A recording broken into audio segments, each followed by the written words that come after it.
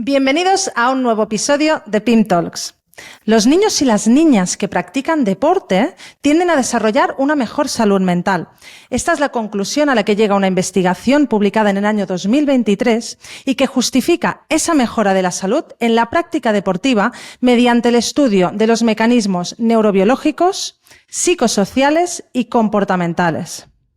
De la psicología del deporte hablaremos hoy con Francesc Porta, psicólogo de la salud y el deporte, experto en la optimización del rendimiento personal, profesional y deportivo, combinando metodologías empresariales y deportivas con la psicología. Lleva a cabo entrenamientos para la atención plena y de la concentración. Y no solo eso, sino que también trabaja la gestión emocional, tratando la ansiedad y el estrés, así como la readaptación mental de lesiones. Tengo muchas ganas, Francesc, de poder aprender de ti y ver qué nos puedes aportar hoy. Bienvenido. Muchas gracias. Aprenderemos todos, muy probablemente. Compartiremos muchas ideas, seguro. Gracias, Francesc. Dime, cuéntanos un poco sobre ese coach directivo deportivo que estás desarrollando. ¿Qué vinculación con el liderazgo hay? ¿Cómo se asocian esas partes? Mira, la verdad es que la psicología siempre ha sido mi pasión, pero la he podido poner en práctica en el mundo empresarial porque tuve una etapa importante en el mundo de la empresa, en el departamento de personas, y siempre lo he combinado con proyectos deportivos. Yo he competido en baloncesto, he competido en tenis, soy entrenador superior de baloncesto y esto hace que al final intentes también, pues todo lo que has hecho con equipos deportivos también lo puedas hacer a nivel empresarial, ¿no? Para mí las variables son las mismas, sea el ámbito que sea. Por tanto, sí que tiene una relación muy grande, como comentabas ahora, pues esas variables de comportamiento, esas variables neuropsicológicas y de relación que existen tanto en el mundo empresarial como en el deportivo. Yo siempre digo que al final todo se reduce en un equipo, ¿no? Tanto en empresa como en el mundo de deporte, ¿no? Entonces, gestionar bien los equipos y tener unas variables que nos ayuden a optimizar rendimiento, pues es el tema que pues yo trabajo e independientemente del ámbito lo intento mejorar día a día, ¿no? Entonces, quizás eso explica que hace poco, en el año 2018, un metaanálisis sobre la felicidad demostraba que precisamente a través de la práctica del ejercicio físico disminuía o en todo caso, ayudaba a disminuir la posibilidad a sufrir depresión. Quizás tiene que ver, ¿no? Quizás hay una parte hormonal que lo explica, pero también seguramente es por ese aprendizaje de capacidad de autocontrol o de autorregulación emocional, ¿no? Quizás está por aquí también vinculado, ¿no? Seguro. Sin lugar a dudas, la práctica deportiva o de ejercicio, la actividad física, ayuda a poder regular no solo a nivel fisiológico, sino también a nivel cognitivo y a nivel mental o emocional, las cosas que nos pasan en la vida, ¿no? Al final, las personas que han practicado deporte y practican deporte tienen más recursos y más estrategias para hacer frente a situaciones complicadas. De hecho, en el mundo de la empresa hablamos mucho del liderazgo saludable, es decir, el intentar equilibrar diferentes variables que ayudan a que cuando estás trabajando a un nivel de estrés alto, a un nivel de presión alto, tú puedas regular todo lo que es las variables fisiológicas y mentales, ¿no? O psicológicas. Es evidente que los niños pequeños, parte de su desarrollo está en la actividad física, en ese desarrollo motriz y ese desarrollo a nivel mental, y es más, el poder estresar las dos al unísono también hace que podamos trabajarlas de una manera más al límite para poder también desarrollar recursos, ¿no? Y estrategias. Ahora estaba pensando, bueno, yo soy una persona bastante competitiva, la verdad. Y admito que me pasa mucho que cuando estoy haciendo deporte siento como como que quiero luchar, o sea, como que quiero ganar, ¿no? Me cuesta un poco el perder. Cuando siento que estoy perdiendo ya dejo de esforzarme, ¿no? De alguna forma. Supongo que es porque se me mezcla ahí la rabia o quizás la sensación de injusticia, no lo sé, ¿eh? Deben haber cosas. Pero sí que es verdad que como que aflojo, ¿no? Cuando voy a perder ya como lo dejo estar, como para no enfrentarme quizá a la pérdida, no lo sé muy bien, ¿eh? Esto sucede, ¿no? El seguir jugando a pesar de la frustración de que sabes que vas a perder o que estás perdiendo. ¿Cómo se puede manejar esa frustración, ese tipo de situaciones? Del fundamento a la frustración se genera mucho en el deporte y, como bien decías, cuando eres un deportista novel o semi-amateur o amateur y empiezas con la práctica deportiva, pues te frustras, es lo lógico, es normal que las cosas las primeras veces que lo hacemos no nos salgan bien. Y esa capacidad de superar esa frustración es una capacidad que puedes desarrollar en el mundo del deporte, pero también en el mundo empresarial o escolar, te diría. Pero es importante lo que acabas de comentar, porque normalmente hacemos deporte, los que somos muy competitivos, yo también lo he sido, siempre nos focalizamos en lo que tenemos que conseguir en lugar de lo que tenemos que hacer. El psicólogo deportivo lo que hacemos es trabajar al contrario. Trabajamos con muchos objetivos de realización, con muchos objetivos de qué cosas tengo que hacer. Sé que eso me va a comportar unos resultados, pero si yo mi atención y mi energía la centro en lo que tengo que conseguir, empieza a temblar. Es cuando el deportista empieza a ponerse nervioso, a temblar, porque no estoy centrado en lo que tengo que hacer o en lo que sé hacer, sino que estoy centrado en lo que tengo que conseguir, ¿no? Nos anticipamos, ¿no? Y eso hace que el deportista no pueda disfrutar del deporte, no pueda disfrutar de la competición. De hecho, yo te voy a decir que en el 80% de los casos que yo trabajo con deportistas, y mi tesis es de ansiedad precompetitiva. Es decir, ¿por qué escogí la ansiedad precompetitiva? Porque creo que es la razón de por qué el niño se frustra, deja de hacer deporte o cuando deportistas, como has dicho tú, tiran la toalla, ¿no? No hay ningún deportista que gane siempre. Y el deportista que acaba ganando y acaba teniendo el nivel que tenga que tener, a su nivel, no estoy refiriéndome solo al alto rendimiento, sino al nivel que pueda tener ese deportista, según sus capacidades, pues el llegar a ese nivel se lo va a permitir el tolerar el error. Si no lo tolera, no llegará a su nivel. Y eso es una de las primeras cosas que se trabajan con el deportista, el que sepa marcarse esos objetivos de realización y estar con una atención y concentración en aquello que tengo que hacer y no que tengo que conseguir. Wow, esto es súper interesante. Yo toco el piano también y segura estoy que habrán oyentes que también tocan algún instrumento. La verdad que en la carrera de música pasa mucho, por lo menos, no sé ahora cuando enseñan música a día de hoy, pero la competitividad la hemos sentido mucho en las entrañas, sobre todo cuando vas a concursos o cuando tienes que competir, ¿no? Y con el piano es un instrumento, la verdad, bastante perfeccionista, ¿no? Cada nota que tienes que tocar, cada paso. Y esto me recuerda mucho también al deporte. En realidad, para mí, siempre tocar un instrumento ha sido como un deporte de élite. Es más o menos lo mismo, ¿no? Y estaba pensando, relacionado con esa parte de miedo escénico, ¿no? También el juicio de los demás. Algo que a mí sí me sucedió mucho, aunque no tenía gran miedo escénico, pero lo pongo de ejemplo para otros oyentes que les pasara algo parecido o gente que pasara miedo escénico, ¿eh? A mí lo que me pasaba mucho era que pensaba mucho en lo que los otros estaban pensando sobre mí, ¿no? O sea, el juicio, que pienso, por ejemplo, que en los deportes tipo tenis o deportes individuales debe suceder también, ¿no? Esa mirada, o por ejemplo, personajes que son importantes como Messi, no sé, bueno, Messi lo debe tener ya muy superado, pero personajes que son importantes también en el ámbito de deporte de grupo o individuales, creo que la mirada del público tiene un poder importante.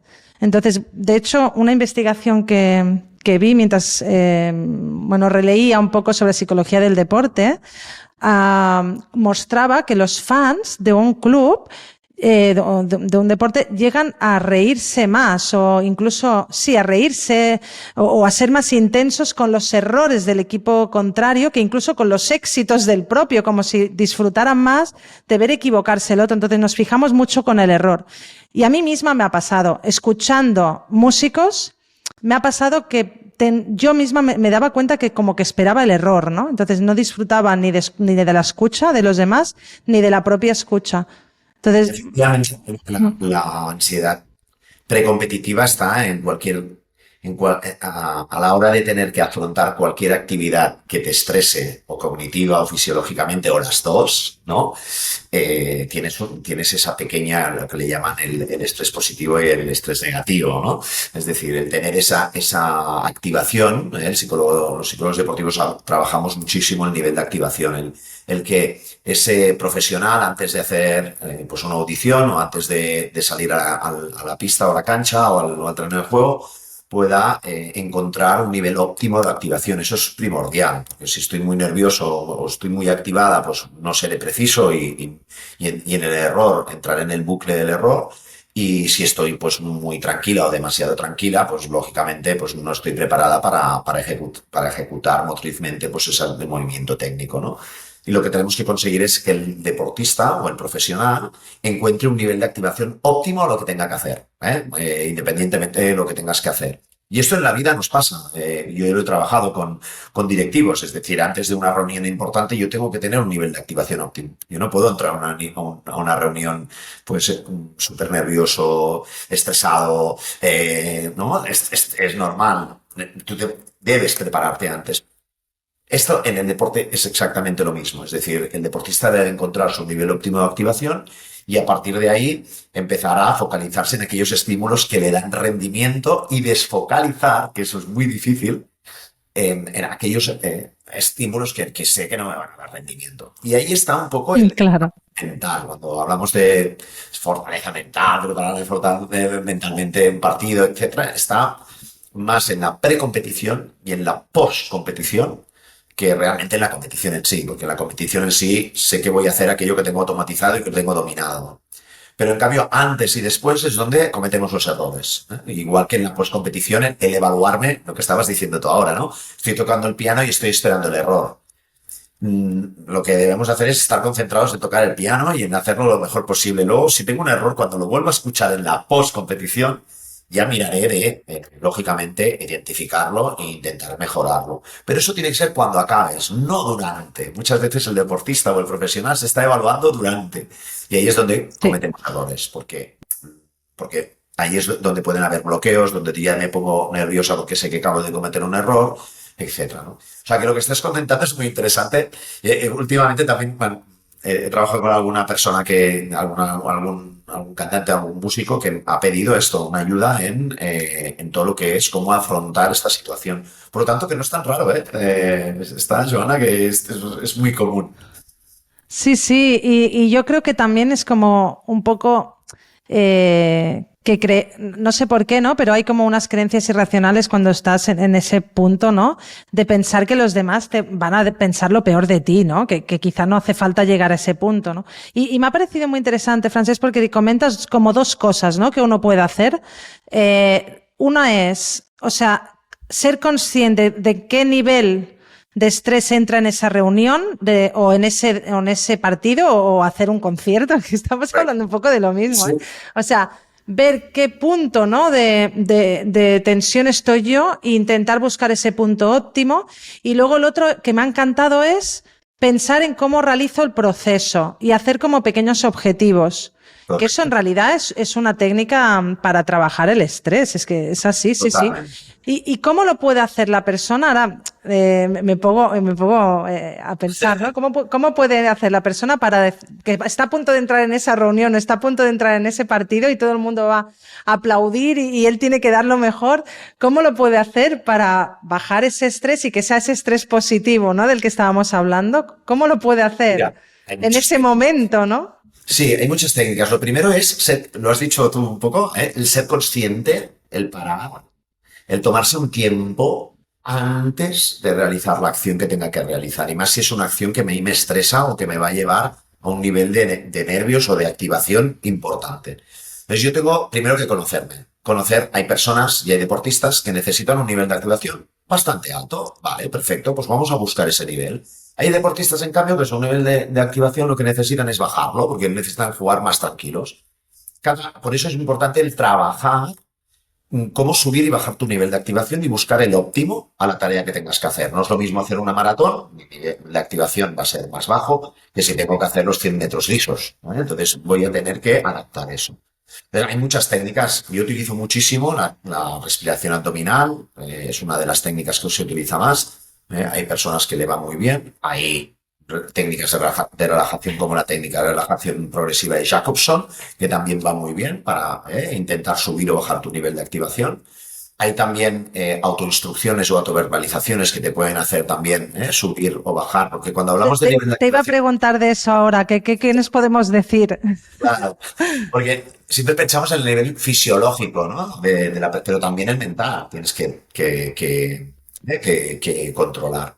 Entonces, a través de estas técnicas, sobre todo es dedicar un tiempo, ser consciente de cómo estoy, cómo necesito estar, y a partir de ahí, cuando lo encuentro, focalizarme en aquello que tengo que hacer y que sé hacer, porque ya lo he hecho, porque pasa mucho. Hago el ensayo, hago el entreno, me sale súper bien. Pero en cambio en competición no. ¿Por qué? Porque no dedico ese tiempo a desfocalizar también aquellos estímulos que sé que en competición me voy a encontrar. El público, las cámaras, la gente, el rival, mi entrenador, etc, etc, ¿no? Entonces, todo eso lo tengo que desfocalizar para focalizar en aquello que yo sé hacer, ¿no? Pues yo te diría que este tipo de técnicas va muy bien. La visualización también va muy bien. En un momento determinado, visualizarte haciendo esa acción por ejemplo, con una visualización de un éxito pasado, nos puede ayudar muchísimo a encontrar ese nivel de tranquilidad.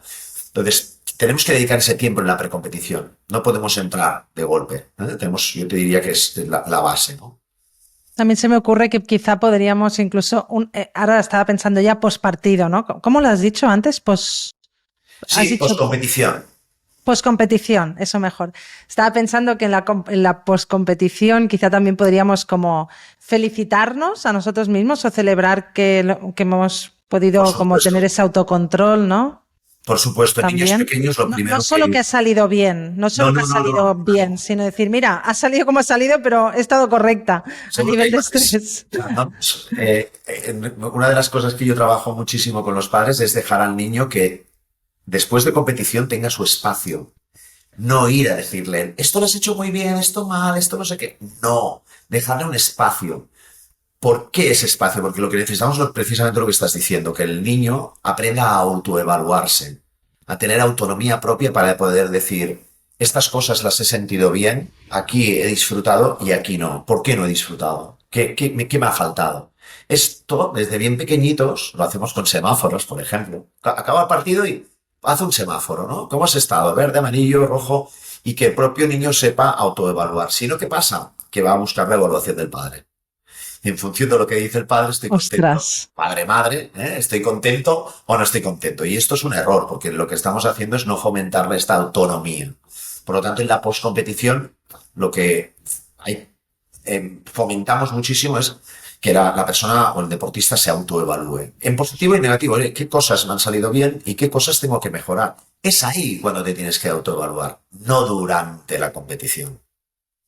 Eso es un muy buen apunte para padres, ¿eh? Eso es grande, porque es darle a ese niño o a esa niña, ¿no? la autonomía de poder reflexionar sobre su propia práctica, sobre cómo se ha sentido, sin sentirse juzgada porque no se lo está diciendo otra persona, ¿no? Entonces, eso también le ayuda a no, o incluso a no juzgarse a sí misma en forma negativa, o incluso que lo bueno sea lo que me dicen mis padres solo, que quizá, ¿no? Esa autonomía le va a ayudar para más adelante, sí, sí. Lo decías antes con las notas, solo me fijo en las que he hecho mal, bueno, y las que has hecho bien, porque son muchas más. Que son más, exacto, Claro, sí. pasa?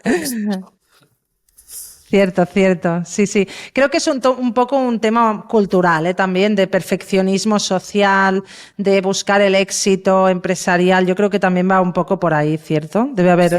Entendemos muy mal y culturalmente tenemos muy mal, eso es una creencia que nos limita muchísimo, lo que entendemos por éxito y fracaso.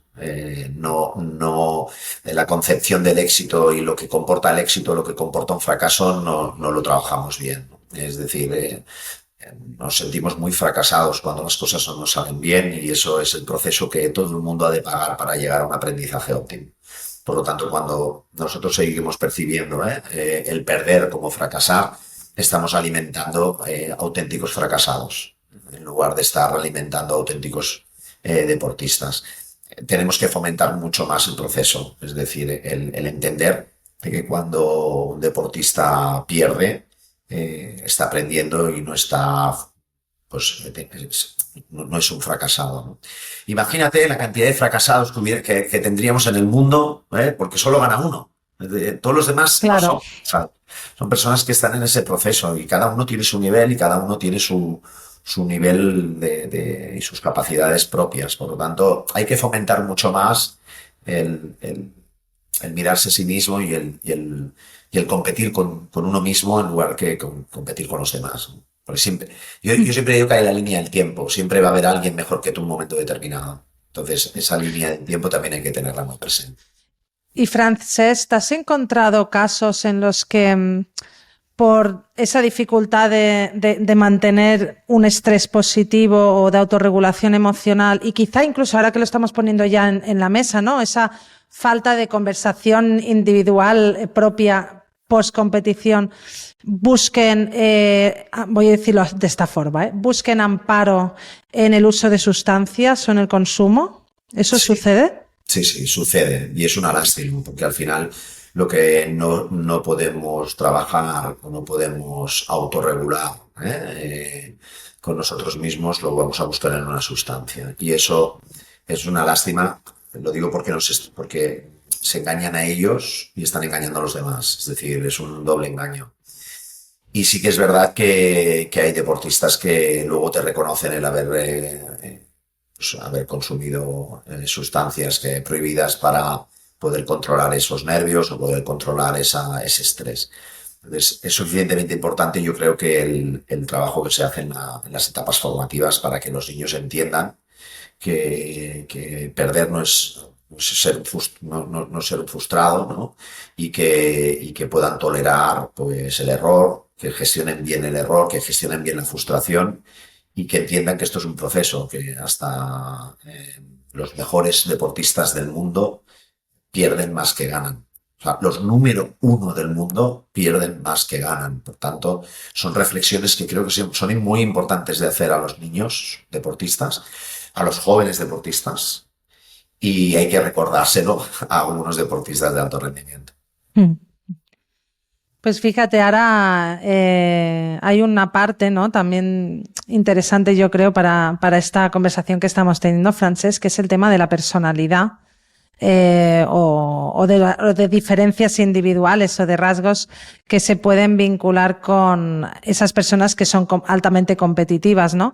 Hay un estudio del año 2018 que comentaba que pongo ese inciso, ¿vale? Voy a poner un inciso, pero luego me gustaría, Francesc, que tú con tu experiencia me digas un poco cuáles son un poco cómo son esas personalidades, ¿no? Pero sí que hay un puntito que quiero añadir porque me parece súper interesante y es que en un estudio publicado en el año 2018 se dieron cuenta que los deportistas individuales tenían una apertura a la experiencia, que quiere decir como más abiertos a nuevas experiencias, para decirlo así, que eran más altas que en los deportes de equipo. O sea, las personas que compiten en deportes individuales estaban como más abiertos a la experiencia de la vida, a nuevas posibilidades, experiencias, que aquellos que practican el deporte grupal. Entonces, yo leyendo esto pensaba, ¿será porque en grupo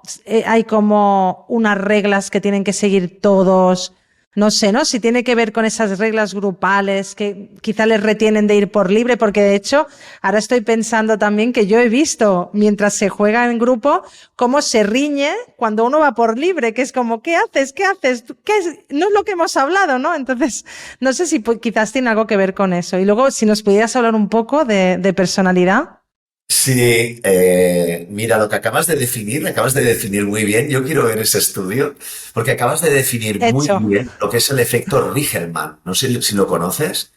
Es el Pues no. efecto porque es la explicación por qué los deportistas individuales asumen más la responsabilidad. Lo que estás diciendo es que los deportes individuales o los deportistas individuales asumen más responsabilidad. ¿Por qué?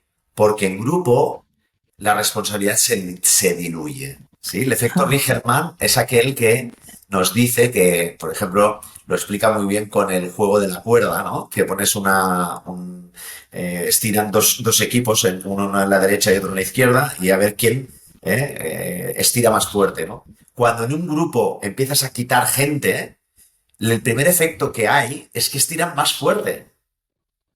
Y entonces la pregunta es, oye, ¿y por qué no has estirado fuerte desde el principio?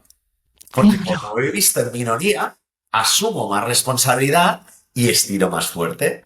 Eso es el efecto Rijkerman. Es decir, en grupo diluimos la responsabilidad. Es la explicación de por qué muchas veces un equipo de fútbol, por ejemplo, juega mejor con 10 que con 11. Porque claro, son uno menos. Y entonces, ostras, tengo que correr más, tengo que hacer un sobreesfuerzo. Y entonces parece que todo el mundo dé un poquito más. Entonces el estudio que decías, yo creo que viene por aquí, que tiene un efecto Rijkerman, ¿no? Y después, a nivel de personalidades, es evidente que una de las cosas que cuando hablo de liderazgo y ayudo a entrenadores a liderar equipos y a gestionar equipos, hay una de las primeras cosas que trabajo con ellos es conocer a tu equipo, conocer a los miembros de tu equipo en función de qué le motiva a cada jugador o qué factores motivacionales tiene cada jugador. Esa información es muy importante para que el entrenador lo pueda gestionar. Si tú no sabes lo que le motiva a cada jugador, es muy difícil darle un buen feedback, hacerle unos buenos objetivos, darle una buena comunicación entre ellos, conseguir una cohesión. Es muy complicado cuando yo no conozco lo que le está motivando individualmente, ¿no? Al final, la motivación colectiva tiene dos vertientes. Una es subir esa motivación colectiva, pero la segunda es que no disminuya esa motivación. Y la manera de no disminuir es el hecho de, como bien decías tú, conocer muy bien el perfil, la personalidad, qué le gusta, qué no le gusta, qué está buscando, qué patrones conductuales tiene y cómo le podemos ayudar a que esos se alineen, ¿no? Tengan una alineación con el grupo. Pienso que es, vamos, fundamental. Lo primero que ha de hacer una persona que quiere liderar un equipo es conocer a su equipo y conocer qué patrones conductuales tiene. Qué interesante. Mira, mientras estabas explicándonos esta parte, he buscado el título del artículo. Del efecto, ¿no? Sí, porque digo, por si hay alguien que está escuchando que también le interese, ¿no? Lo que me he dado cuenta que el título es muy largo y es en inglés, así que perdonadme si no lo pronuncio adecuadamente. Se llama Associations Between Personality, Sports Participation and Athletic Success, a Comparison of Big Five, que es una teoría de la personalidad, in Sporting and Sporting Adults. Y es de Patricia Steka. Y otros autores del año 2018. Así, si alguien también está interesado, a mí me parece algo muy interesante. Sí, de hecho, ahora me he acordado que del mismo artículo también hablaba, comentaba, en relación a esto de la personalidad, comentaba que también parece ser que los deportistas, de forma general, ya de élite, me refiero, tienden a tener la amabilidad, que es un tipo una parte de los Big Five, ahora no me sale, un rasgo de personalidad. Sí, rasgo de personalidad. Sí, que se llama amability, que es os voy a decir, pues como las habilidades comunicativas que uno tiene hacia los demás, tiene que ver también con la empatía, ¿no? Pues ese rasgo lo tienen más alto que la población general. También son más detallistas. Y luego otro elemento interesante aquí era el tema de los principios éticos y morales, porque resulta que o sea, que como que tienen muy claros sus principios éticos y sus principios morales y acostumbran a ser bastante perfeccionistas. Entonces, te iba a preguntar ahora qué de sobre eso, ¿no? Porque sí, ¿no? Yo la mayoría de deportistas con los que trabajo tienen unos rasgos de personalidad que son muy comunes, Son personas muy dominantes, orientados al resultado, orientados al logro, personas muy perfeccionistas, muy autoexigentes. Tienen debe tener, y cuando en algún estudio que también he leído, tienen no tanto la ética como moral de vida, pero sí en lo que ellos creen es sagrado, ¿no? El seguir un patrón, el buscar la flecha, ¿no?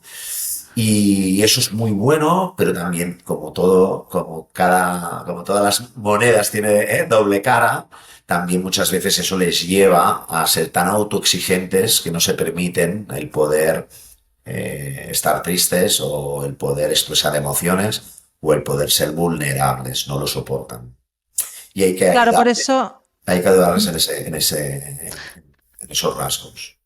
estaba pensando que quizá por eso, por lo que estás comentando tú ahora, es por aquello que a mí me sucede, que supongo que les pasa a muchos, que cuando veo que ya voy a perder, ya me dejo ir. Es como, Claro. bueno, pues no, antes de perder lo dejo estar, ¿no? Es como que no me gusta esa frustración, esa sensación de pérdida y prefiero abandonar, ¿no?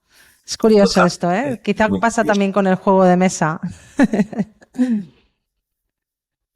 Pasa con todas las personas que vemos que no quieren ni perder al parchís, ¿no? Que dices, bueno, yo he sido una persona que ahora me has hecho, que cuando competía y cuando he sido muy competitivo siempre. Vengo del mundo del deporte y he sido muy competitivo, pero he tenido la suerte de rodearme de personas que me han hecho ver esto, ¿no? Me han hecho ver el doble, de que no hay nada negro ni blanco, sino que hay escalas de grises y que has de jugar bien con las escalas de grises, ¿no? El otro día en la presentación de Ricky Rubio, que ha vuelto a jugar ahora baloncesto, él decía esta frase: estoy aprendiendo a pintar en escala de grises. Y eso es una frase que me quedó mucho, me encantó y es una realidad, ¿no? Que el deportista entienda que no todo es blanco, todo es negro. Claro, claro, sí, sí, sí. Ahora estaba imaginándome, ¿no? Que además de quizás consultas vinculadas a ese estrés, a cómo manejar esa frustración, yo me imagino que esto es lo más habitual, ¿no? Las consultas. Sí, de hecho lo Sí, que ¿no? te decía de la ansiedad precompetitiva, yo diría que es, bueno, ya te decía, el 70-80% de las consultas aquí en Soma donde trabajo es realmente la demanda más habitual, ¿no? ¿Cómo puedo tener una vida más equilibrada? Al final es buscar ese equilibrio. Y ya para ir finalizando, Francés, me queda una pregunta que creo que también, incluso yo creo que esta pregunta la van a tener los acompañantes de los deportistas, es decir, sus parejas, sus hijos, sus padres, sus madres, porque creo, no lo sé muy bien, creo que quizá puede ser un poco complicado separar la vida personal del deporte, es decir, puede ser que haya una obsesión con el deporte y que no consigan en un momento separarlo. Pongo un ejemplo. Bueno, pues la familia va a comer o va a cenar y la persona deportista está constantemente con el móvil o celular, mirando, siguiendo partidos, observando y que haya, ¿no? Un conflicto familiar o de pareja o de hijo, padre-hijo o madre-hija. Yo diría que Es, es eso, muy común, muy común. El deporte a ciertos niveles llega a un nivel de obsesión muy alto. Y si me preguntas, pues bueno, eso no es sano, lógicamente.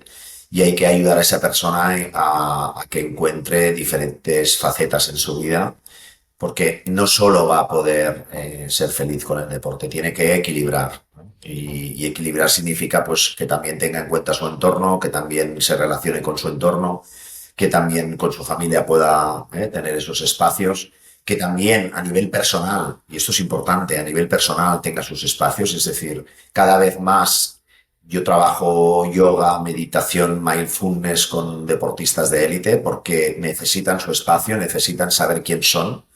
Piensa que se mezcla muchísimo lo que es el deportista con la persona y ahí llega un momento que no saben quién son. ¿Por qué? Porque ellos son el que se ven por la tele, no encuentran su propia identidad. Y eso es duro, muy duro, porque al final cuando sales de entrenar o cuando sales de jugar a ciertos niveles, tú no puedes volver a tu vida más privada.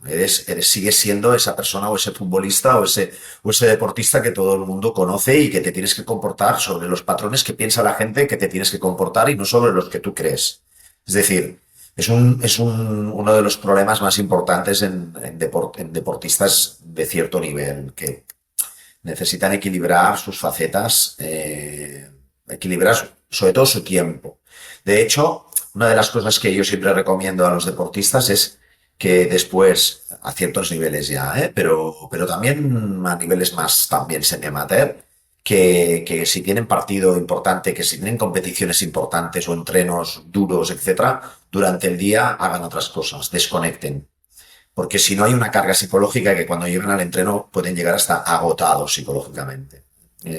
Esto lo explica muy bien, por ejemplo, no lo explica así tan claramente o desde el término más psicológico como lo hago yo, pero por ejemplo Alexia en el reportaje que le hicieron volviendo a la lesión, no sé si está en Netflix, ahora no sé qué plataforma está, pero hicieron ya participó en un reportaje y ya lo decía, ¿no? Que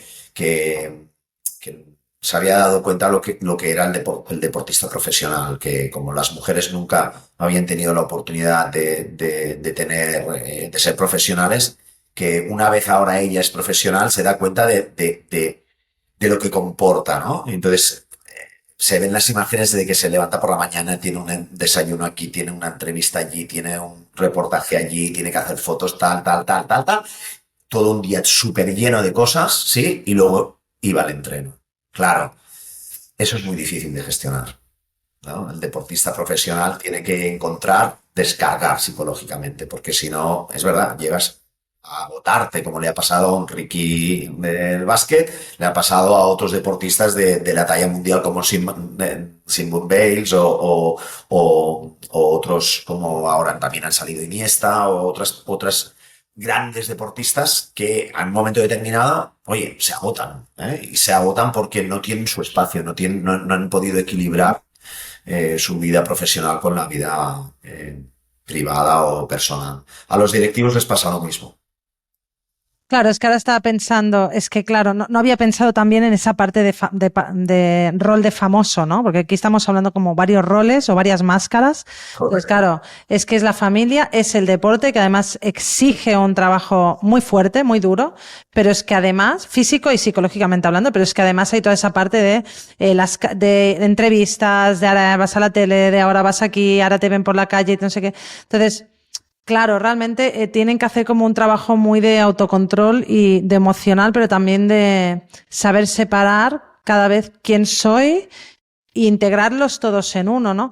Pero también estoy pensando una cosa, también yo creo, que mucha responsabilidad, como siempre, no la tiene él, sino que la tiene también la forma en que abusamos, ¿no? De su capacidad, de su profesionalidad, ¿no? O sea, muchas veces tiene que ser hoy esta reunión.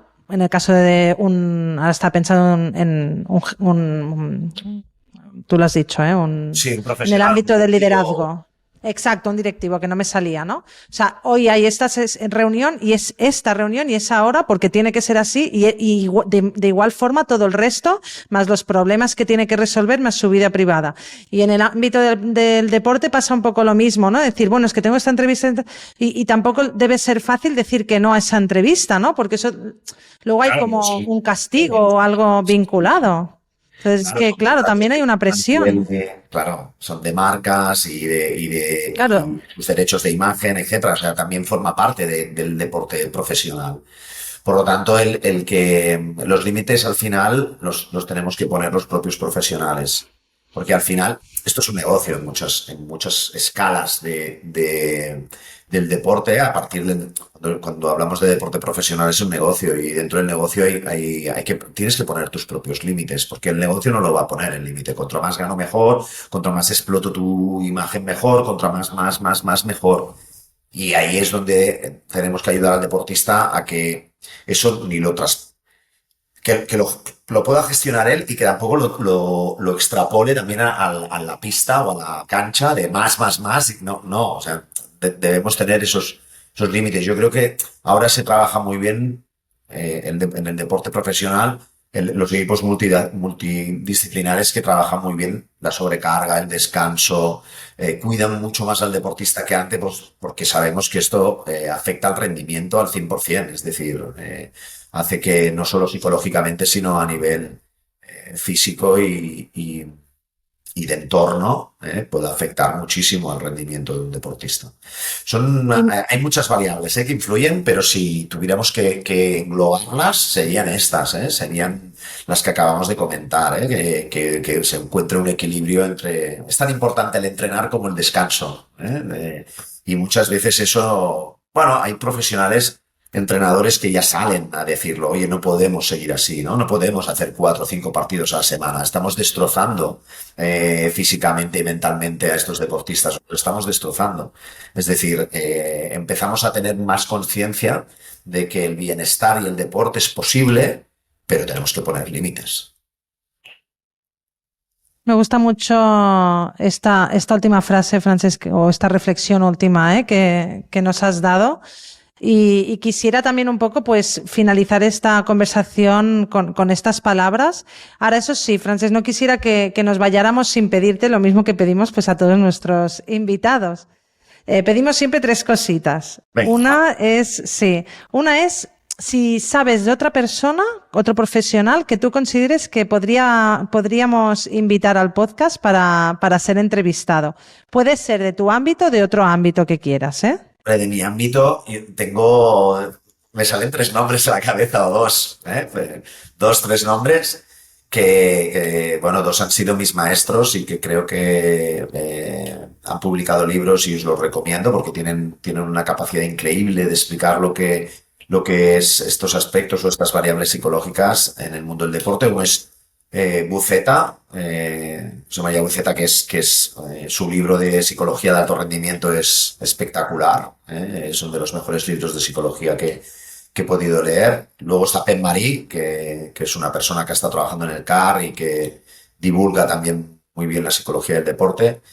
Y te diría que también para poner una psicóloga que también forman parte de mi entorno, pues Mar Rubira, que ha sido exprofesional jugadora de baloncesto y que también es una crack en todo lo que estamos comentando hoy. Pues muchas gracias, Francesc, las vamos a tener en cuenta. Y luego también la siguiente pregunta es un libro, que nos aconsejes un libro. No sé si quizás ya, ¿no? Lo damos por bueno, ¿no? Es de Buceta, sí, lo damos por bueno, ¿cierto? Psicología de alto rendimiento. Aquellas personas que me estén escuchando, que se quieran dedicar a la psicología del deporte, que sean psicólogos deportivos o que quieran ampliar ciertos conceptos que hemos conversado hoy tú y yo, pues este es un libro que creo que les puede ayudar mucho. A poner orden también. Perfecto. Y para finalizar un poco con una pequeña reflexión, nos encantaría, Francesc, que fueras tú quien nos aportaras una última frase, ¿no? Final, en ese sentido, ¿no? Para concluir desde la reflexión, desde el autoconocimiento, desde la autoconciencia, intentar, ¿no? Como que las personas, aprovechando todo lo que nos hemos comentado en este podcast, pues a ver si podemos ayudar a reflexionar un poquito para concluir. Yo, así, con las cosas que hemos comentado, Joana, yo creo que la base de cualquier profesional, ya sea un profesional deportivo o una persona que esté buscando pues tener mucho más rendimiento, yo la mejor frase o la mejor consejo o lo que puedo compartir con ellos sería el que entraran en un proceso siempre de mejora continua, a nivel profesional y a nivel personal. Al final, las personas que quieren mejorar como líderes o que quieren mejorar como deportistas deben mejorar primero como personas y luego seguro que tendrán muchas más habilidades, estrategias, técnicas para poder mejorar como profesionales. Es decir, el poder, el no quedarnos en lo que ya sabemos, en lo que ya hacemos, sino que lo que decías tú, la apertura, ¿no? Apertura de conocer cosas nuevas, probar cosas nuevas. Y estar siempre en esa inquietud de aprendizaje, pienso que en el entorno que estamos viviendo actualmente es fundamental. Por lo tanto, animo a todos los que nos están escuchando a que encuentren su propio método de mejora, equilibrando todas estas facetas y estos conceptos que hemos dicho hoy, pero sobre todo esto, en entrar en un proceso de no parar de aprender, ¿no? Pues con esta innovación creativa de buscarse, ¿no? Uno mismo y mejorarse, cerramos aquí este podcast. Muchas gracias, Francesc, por todo lo que nos has contado y lo que hemos conversado. La verdad ha sido increíble. Y a vosotros, Sí, Frances, la verdad es que me ha encantado, ¿eh? O sea, yo he aprendido muchísimo con este podcast. Y me lo llevo para mí misma, ¿eh? O sea, yo creo que cada uno de los que hemos escuchado esto, aunque no seamos deportistas, creo que es crecer, ¿no? Al final, al cabo, esta frase última que has comentado, por ejemplo. Muchas Así que muchas gracias. gracias. Que divulguéis así la psicología es un placer. Pues muchísimas gracias y gracias también, querido público, para estar con nosotros otra vez más con este podcast y nos vemos en el siguiente. Muchísimas gracias a todos. Chao.